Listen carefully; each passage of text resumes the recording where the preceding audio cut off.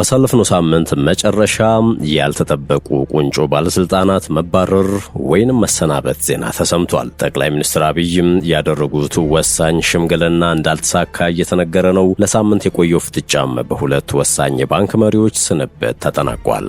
የጥንቅራችን ትኩረት ነው። ጦርነትን ለማስወገድ እንሰራለን፣ ለሰላም ብለን የምንሸጠው ግዛት ግን የለም።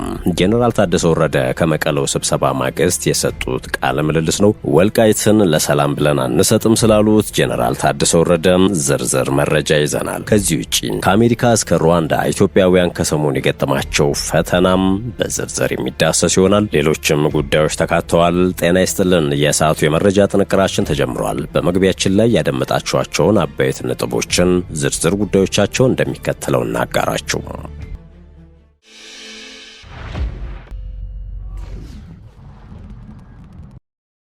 ወደ ቀዳሚ ጉዳያችን እናምራ። ባሳለፍነው ሳምንት መጨረሻ ያልተጠበቁ ቁንጮ ባለስልጣናት መባረር ወይንም መሰናበት ዜና ተሰምቷል። የኢትዮጵያ ልማት ባንክ ፕሬዝዳንት ዶክተር መቤት መለሰ እንዲሁም የቦርድ ሰብሳቢው አቶ ተክለወልድ አጥናፉ ከኃላፊነታቸው ድንገት መነሳታቸውን ያልተጠበቀ እንግዳ ነገር የሆነው ከሁለቱ የባንኩ ከፍተኛ ኃላፊዎች በተጨማሪ በቁጥር 11 የሆኑ ሁሉም የቦርድ አባላት በአንድ ጊዜ እንደተነሱ ታውቋል። ይህ ሹምሽር ከተሰማ በኋላም በኢትዮጵያ ልማት ባንክ ከፍተኛ ሹሞችና በአመራር ምደባ ዙሪያ የተነሳ ለመግባባት ተከትሎ የባንኩ ከፍተኛ አመራር በአዲስ መልክ ተዋቅሯል። ዶክተር ኢሳያስ ካሳ ፕሬዝዳንት ሆነው የተሾሙ ሲሆን የኢትዮጵያ ኢንቨስትመንት ሆልዲንግስ ዋና ስራ አስፈጻሚ ሆኑት ዶክተር ብሩክ ታዬ ደግሞ የቦርዱ ሰብሳቢ ሆነው ተሰይመዋል። ፎርቹን ጋዜጣ ተመለከትኩት ያለው መግለጫና የውስጥ ደብዳቤ ላይ ዶክተር ብሩክ የአመራር ለውጡን ያደረጉት ተቋማዊ ውጤታማነትን ለማስመለስና የልማት ባንኩን ከብሔራዊ ልማት ቅድሚያዎች ጋር ለማጣጣም ያለመ ሰፊ የማሻሻያ አጀንዳ አካል መሆኑን ገልጸዋል። የቀድሞ የቦርድ ሰብሳቢ አቶ ተክለወልድ አጥናፉና ፕሬዝዳንት የነበሩት ዶክተር መቤት መለሰም አርብ ታህሳስ 3 ቀን 2018 ዓመተ ምህረት የተተኩት በመከተል ፕሬዝዳንቶች ሹመትና ለከፍተኛ ሰራተኞች የብቃት ፈተና አሰጣጥ ዙሪያ በቦርዱና በዋና ስራ አስፈጻሚው መካከል የነበረው አለመግባባት ከጠነከረ በኋላ ነው። ጉዳዩን በቅርበት የሚያውቁት ሰዎች እንደሚሉት ከሆነም ይህ የተካረረ ልዩነት ስትራቴጂካዊ የውሳኔ አሰጣጥን እያደናቀፈ ነበረ። ለባንኩ ቅርበት ያላቸው ምንጮች እንዳሉት አለመግባባቱን ለማርገብ የመጨረሻ ጥረት የተደረገው ከአንድ ሳምንት በፊት ነበር። በጠቅላይ ሚኒስትር ጽህፈት ቤት ሚኒስትር ወይዘሮ ዓለም ፀሐይ ጳውሎስና የማዕከላዊ ባንክ ገዢ ዶክተር ኢዮብ ተካልኝ በአቶ ተክለወልድና በዶክተር መቤት መካከል ስብሰባ ጠርተው ነበረ። ሆኖም ውይይቱ ልዩነቱን ማጥበብ እንዳልቻለ ምንጮቹ ገልጸዋል ይላል የፎርቹን ዘገባ። ዶክተር ኢሳያስ ካሳ የካፒታል ገበያ ባለስልጣን ሲመሰረት በዶክተር ብሩክ ይመራ የነበረው መስራች ስራ አስፈጻሚ አካል ውስጥ ነበሩ። የዶክተሬት ዲግሪያቸውን የተከታተሉት ደግሞ በአሜሪካን ዋልደን ዩኒቨርሲቲ ነው። ከ2010 እስከ 2011 ዓ.ም በጠቅላይ ሚኒስትር ጽህፈት ቤት የካቢኔ ጉዳዮች ሚኒስትር ሆነው አገልግለዋል። በተጨማሪም በኢንተለጀንስና ደህንነት መረጃ መረብ ኤጀንሲ የስትራቴጂ እንዲሁም የሳይበር ምርምር ዳይሬክተርና የህግ አማካሪ ሆነውም አገልግለዋል።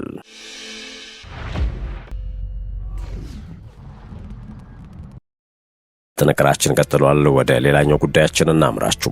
ጦርነትን ለማስወገድ እንሰራለን፣ ለሰላም ብለን የምንሸጠው ግዛት ግን የለም። ፕሬዝዳንት ጄኔራል ታደሰ ወረደ ከመቀለው ከበባ ማግስት የሰጡት ቃለ ምልልስ ነው። የትግራይ ጊዜያዊ አስተዳደር ፕሬዝዳንት ጄኔራል ታደሰ ወረደ ይህንን ያሉት የትግራይ ህልውናና ደህንነትን ለማረጋገጥ በሚል መሪ ሀሳብ ከታህሳስ 2 2018 ዓ.ም ጀምሮ ለ3 ቀናት ሲካሄድ በቆየው የትግራይ ጊዜያዊ አስተዳደር የአመራር አቅጣጫዎች፣ እቅዶችና አፈጻጸሞች ላይ ለክልል ከዞንና ከወረዳ ከፍተኛ አመራሮች ጋር ባደረጉት ስብሰባ ላይ ነው። ትግራይ በተለያዩ ዘርፎች እጅግ በጣም አስቸጋሪና ጫና የበዛበት ሁኔታ ውስጥ ትገኛለች ያሉት ፕሬዝዳንቱ ታደሰ ወረደ ያለን ምርጫ እነዚህን ተግዳሮቶች ተቋቁመን መውጣት ነው ብለዋል። በተለያዩ መንገዶች እገዳው እንዲጨምርና እንዲወሳሰብ የሚያደርጉ ብዙ እንቅስቃሴዎች አሉ። በመሆኑም የአደጋው መጠን ከፍተኛ ነው ብለዋል። ውስጣዊም ሆነ ውጫዊ አደጋ ከጊዜ ወደ ጊዜ እየጨመረ ይሄዳል። በመንግስታዊ አገልግሎት ላይ ያለው ጫና መጨመሩ፣ በፍትህና ዳኝነት ላይ ያለው ውስብስብ ችግር፣ ያለን ደካማ ኢኮኖሚ፣ ስርዓታዊ የሚመስል የሙስና ችግር፣ ተጠናክሮ የሚቀጥለው እገዳና በውስጣችን ሆነው የሚሰሩ አካላት በመጨመራቸው የተጋላጭነታችን መጠን በእጥፍ እንዲጨምር አድርጎታል ሲሉም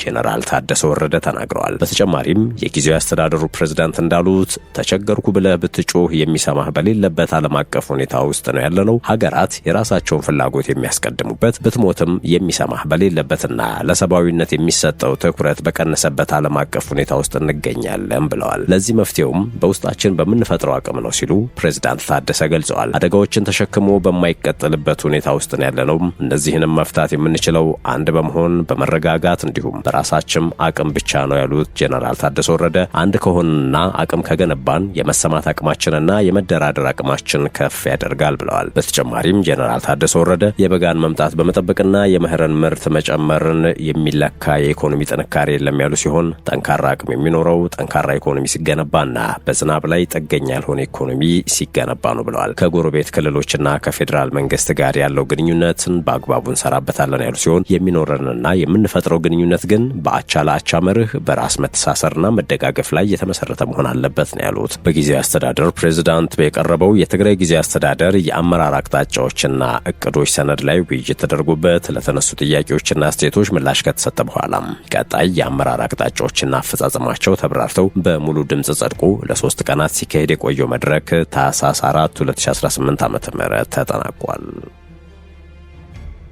የዕለቱ የመረጃ ጥንቅራችን እንደቀጠለ ነው። የተከበራችሁ የሸገር ታይምስ ቤተሰቦች ኡጋንዳ ከኢትዮጵያ፣ ሶማሊያና ኤርትራ ወደ ሀገሯ ለሚመጡ አዳዲስ ስደተኞች መብት መስጠት ማቆሟ ተነግሯል። ይህን ተከትሎ ሪፊውጂስ ኢንተርናሽናል የተሰኘው ዓለም አቀፍ የሰብአዊ መብት ተሟጋች ድርጅት ሀገሪቱም የስደተኝነት መብት መስጠት ማቆሟ አሳሳቢ እርምጃ ነው ሲል አውግዟል። በዜግነት ላይ ብቻ ተመስርቶ ጥገኝነትን መከልከል የዓለም አቀፍ የስደተኞችን ሕግ የሚጥስ ነው። አዲሱ ገደብ እነዚህን ስደተኞች ሕጋዊ አጣብቂኝ ውስጥ በመክተት ለከፋ ብዝበዛና ጥቃት ይዳርጋቸዋል ብሏል። ይህ ውሳኔ ኡጋንዳ ቀደም ሲል ስደተኞችን በመቀበል ያላት ኩሩ ልማድን የሚጻረር ነው ሲል ገልጿል። ድርጅቱ ኡጋንዳ የደረሰባት ከፍተኛ የእርዳታ ቅነሳ የጥገኝነት ስርዓቷን ችግር ውስጥ መክተቱን አምኗል። በተለይም ዩናይትድ ስቴትስ የጥገኝነት ጥያቄዎችን ወደ ኡጋንዳ ለመላክ ስምምነት ብትፈርምም የራሷን እርዳታ መቀነሷ ለችግሩ መባባስ ምክንያት መሆኑን ድርጅቱ አመልክቷል። ለዓመታት ኡጋንዳን ሲያሞግሱ የቆዩ ለጋሽ መንግስታት አሁን ቃላቸውን ለስደተኞችም ሆነ ለአስተናጋጅ ማህበረሰቦች በሚሰጡበት ተጨባጭ ድጋፍ በማረጋገጥ ኡጋንዳ የገጠማትን የገንዘብ ችግርን እንዲያቀሉም ጥሪ ማቅረቡን ካፒታል ጋዜጣ ዘግቧል። ኡጋንዳ በአሁን ሰዓት በርካታ የኢትዮጵያ፣ ኤርትራና ሶማሊያ ስደተኞችን እያስተናገደች ትገኛለች። በርካታ ኢትዮጵያውያንም እዚያው ኡጋንዳ መቀመጫቸውን አድርገዋል። ስደተኞች ኡጋንዳን አንድም ባላት መልካም የስደተኛ አቀባበል እንዲሁም ወደፊት ወደ ሌላ ሀገር ለመሸጋገር ይመርጧታል። ካሁን በኋላ ግን ሀገሪቱ ከኢትዮጵያ፣ ከኤርትራና ከሶማሊያ የሚሄዱ ስደተኞችን ላለመቀበል ወይም መብት ለመንፈግ እንደወሰነች ተነግሯል። በተመሳሳይ በሳምንቱ መጨረሻ የተሰማው አስደንጋጭ መረጃ የአሜሪካው ፕሬዝዳንት ዶናልድ ትራምፕ በኢትዮጵያውያን ላይ ያስተላለፉት ውሳኔ ነው።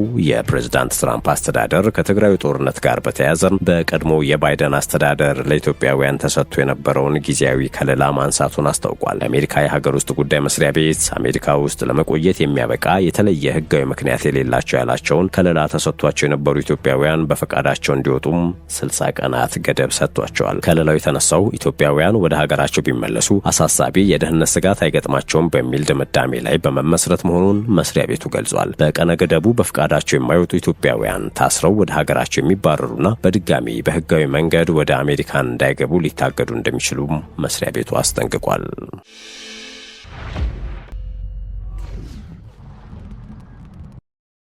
በመጨረሻም ከጥር ወር ጀምሮ የፕላስቲክ ከረጢት ወይም ፌስታል መጠቀም እንደማይቻል ተሰምቷል። በኢትዮጵያ ከጥር ወር ጀምሮ የፕላስቲክ ከረጢት መጠቀም፣ ማምረት ወይም ማስገባት በገንዘብ ቅጣትና በእስራት የሚያስቀጣ አዋጅ በይፋ ተፈጻሚ ሊሆን ነው ተብሏል። የአካባቢ ጥበቃ ባለስልጣን የሽግግር ጊዜው መጠናቀቁን ተከትሎ እርምጃ መውሰድ እንደሚጀምር አስታውቋል። የፕላስቲክ ከረጢት አምራቾች ለ6 ወራት የተሰጠው የመሸጋገሪያ ጊዜ በቂ አለመሆኑን ቢገልጹም የአካባቢ ጥበቃ ባለስልጣን የሽግግሩ ጊዜ ጥር 23 እንደሚያበቃ በመጥቀስ ወደ ተግባራዊ እርምጃ እንደሚገባ አሳውቋል። መጠቀም ወይም ይዞ መገኘት ከ5000 እስከ 10000 ብር፣ ማምረት ማለትም ማስገባት ወይም መሸጥ ደግሞ ከ50000 እስከ 100000 ብርና እስከ 5 ዓመት የሚደርስ ጽኑ እስራት እንደሚያስቀጡ ነው የተገለጸው። አዋጁ የወንጀል ድርጊቶችን የፈጸመው ህጋዊ ሰውነት ያለው ድርጅት ማለትም አምራች ወይም አስመጭ ከሆነ የተጣለው የገንዘብ ቅጣት 3 እጥፍ እንደሚሆን በግልጽ አስቀምጧል። አዋጁ በህዝብ ተወካዮች ምክር ቤት ጸድቆ ስራ ላይ መዋሉን አስመልክቶ ማንኛውም ግለሰብና ድርጅት ይህንን አዲስ ደንብ ተከትሎ ራሱን እንዲያስተካከል ጥሪ ቀርቧል።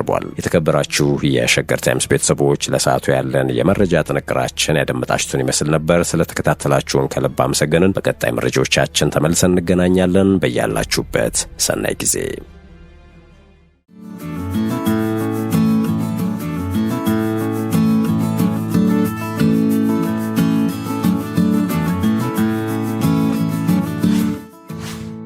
ሸገር ታይምስ ሚዲያን ሰብስክራይብ በማድረግና ደወሉን በመጫን ይከተሉን።